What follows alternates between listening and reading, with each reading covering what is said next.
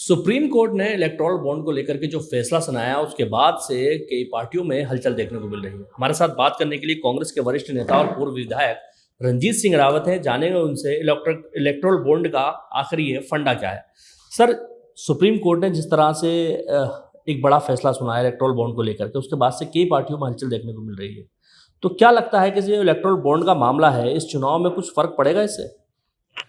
देखिए, ये भ्रष्टाचार को कानूनी जामा पहनाने वाला मामला है। जो पहले किसी भी कॉरपोरेट को अपनी बैलेंस शीट में एक नियमित राशि ही जो है वो पॉलिटिकल पार्टियों को चंदे के रूप में दे सकते थे और उसकी जानकारी कोई भी मांग सकता था।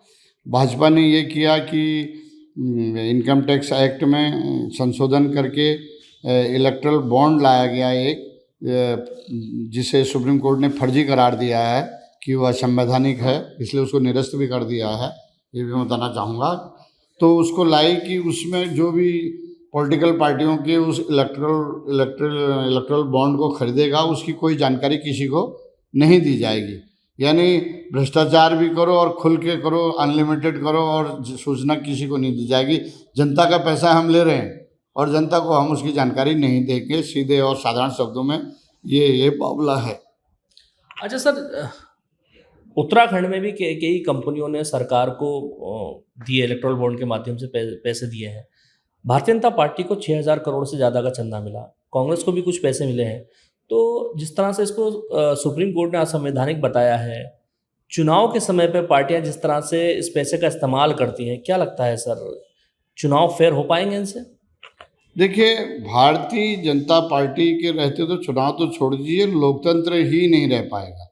जिस तरह से संवैधानिक संस्थाओं का दुरुपयोग किया जा रहा है, आप इस इलेक्टोरल बॉन्ड को देख दीजिए।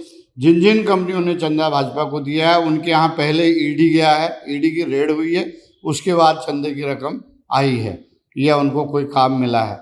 हमारे उत्तराखंड का एक मामला, हम जो वेबसाइट पे आधी अधूरी जानकारी डाली गई है अभी चुनाव आयोग द्वारा, उसका अध्ययन कर रहे हैं। उत्तराखंड में भी जो प्रधानमंत्री जी ने 2017 में एक योजना अनाउंस की थी ऑल वेदर रोड करके, जबकि कागज़ में या ज़मीन पे उसका नाम ऑल वेदर नहीं है, चारधाम परियोजना है जो कांग्रेस ने अनाउंस की थी।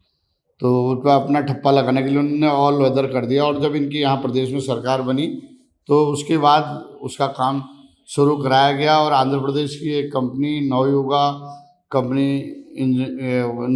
इंजीनियरिंग कंपनी प्राइवेट लिमिटेड को उसका जो है काम दिया गया, जिसने काम मिलने के बाद 2019 में भाजपा को 30 करोड़ का चंदा जो है इलेक्टोरल बॉन्ड के माध्यम से दिया। उसके बाद उस कंपनी को ऋषिकेश कर्णप्रयाग रेल परियोजना का काम भी दिया गया और जो सिलक्यारा टनल मामला अभी हादसा भी आया था, चर्चा में आया था, उस सिलक्यारा टनल की अवधि 2022 तक उसका काम पूर्ण होने की थी, काम अभी तक भी पड़ा हुआ है, तो उसको 2024 तक का एक्सटेंशन भी दिया गया। तो उसके बाद 15 करोड़ का एक बार और 10 करोड़ का एक बार जो है इस कंपनी ने, नवयुगा इंजीनियरिंग कंपनी ने फिर जो है बीजेपी को चंदा दिया है। अभी तक जो जानकारी आई है उसके अनुसार 55 करोड़ रुपया बीजेपी को कंपनी दे चुकी है। ये भ्रष्टाचार का खुला मामला है और काम के बदले सेवा या उपहार देने का मामला है। इसलिए माननीय सुप्रीम कोर्ट का आभार जताते हुए हम उनसे निवेदन करना चाहते हैं कि वो स्वयं, सरकार से तो कोई उम्मीद है नहीं, तो वो स्वयं इसका सोमोटो नोटिस लेते हुए इन भ्रष्टाचारियों के खिलाफ कार्रवाई करें। चलिए, हमारे साथ पूर्व विधायक रंजीत सिंह रावत थे, जिनका कहना है कि जिस तरह से इलेक्टोरल बॉन्ड के माध्यम से लेन देन का मामला सामने आ रहा है, उसको लेकर के सुप्रीम कोर्ट को किसी निष्पक्ष एजेंसी से जांच करानी चाहिए। लेकिन जिस तरह से चुनाव आ रहे हैं, चुनाव के समय पे इलेक्टोरल बॉन्ड को लेकर जिस तरह से भारतीय जनता पार्टी को घेरने की कोशिश कांग्रेस कर रही है, वो इस चुनाव में किस कदर कारगर साबित होगी, ये आने वाला वक्त ही बताएगा। Danish Khan, ABP live, Uttarakhand.